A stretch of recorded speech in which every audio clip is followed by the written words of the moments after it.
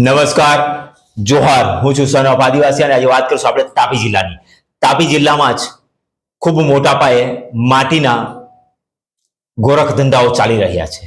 સાથે સાથે રેતીના પણ ગોરખ ધંધાઓ ચાલી રહ્યા છે. પૂર્ણા નદીમાંથી રેતી ખૂબ મોટા પાયે ઉચલી લેવામાં આવી છે.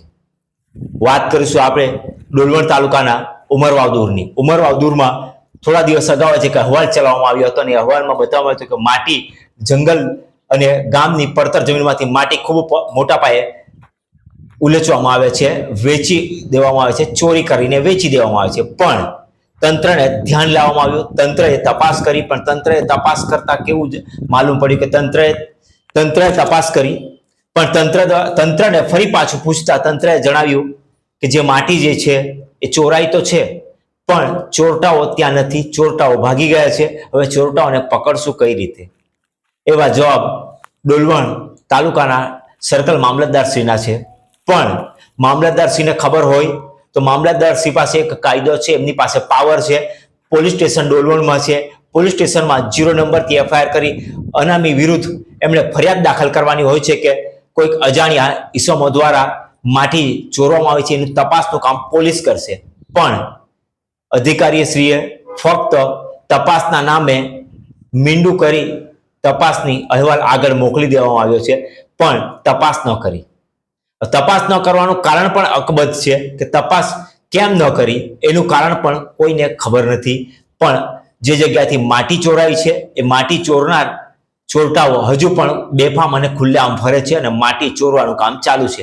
પણ અધિકારી દ્વારા એમ પણ કહેવામાં આવ્યું છે કે જે માટી ચોરાઈ છે એ જંગલ જમીન છે અને ગામની પડતર જમીનમાંથી માટી ચોરાય છે. જંગલ જમીનમાંથી પણ ખૂબ મોટા પાયે માટીનું ચોરાણ થાય છે. પણ જંગલ જમીનનું કામ વન વિભાગની અંદરમાં આવે છે. વન વિભાગનો કાયદો લાગે છે. તો વન વિભાગ પણ તાપી જિલ્લાનું ઊંઘે છે એવું લાગી રહ્યું છે, કારણ કે વન વિભાગના જંગલમાંથી ખૂબ મોટા પાયે માટીનું ખનન થઈ રહ્યું છે અને માટી વેચાઈ રહી છે.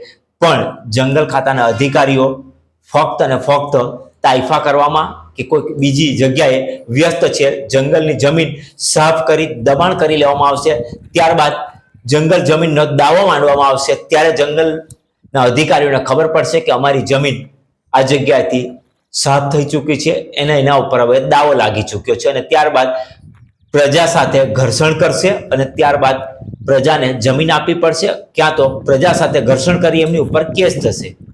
પણ વન વિભાગના અધિકારીઓ જ્યારે શરૂઆત થતી હોય છે ત્યારે કેમ નથી અટકાવતા એ પણ એક મોટો સવાલ છે. કારણ કે શરૂઆત થતી હોય છે ત્યારે એમને ટેબલ નીચેથી આવતી ઇન્કમ મોટી હોય છે, એ ઇન્કમમાં ઇન્ટરેસ્ટ હોય છે, જેથી કરીને આવી રીતે રોકવાની જગ્યાએ એમને પ્રોત્સાહન કરતા હોય એવું લાગી રહ્યું છે અધિકારીઓ, વન વિભાગના અધિકારીઓ અને ડોલવણના ભૂસ્તર વિભાગના અધિકારીઓ પણ ધ્યાનમાં લેવી બાબત છે. કારણ કે અત્યાર સુધીમાં આટલી લાખો રૂપિયાની માટીનું ભ્રષ્ટાચાર થયો છે, પણ કોઈ જ જગ્યાએ એના ઉપર કાર્યવાહી કરવામાં નથી આવી. તપાસના નામે અહેવાલ રજૂ કરી દેવામાં આવે છે એવું કહી દીધું છે, પણ અહેવાલમાં શું લખ્યું છે એ તો ખબર જ નથી.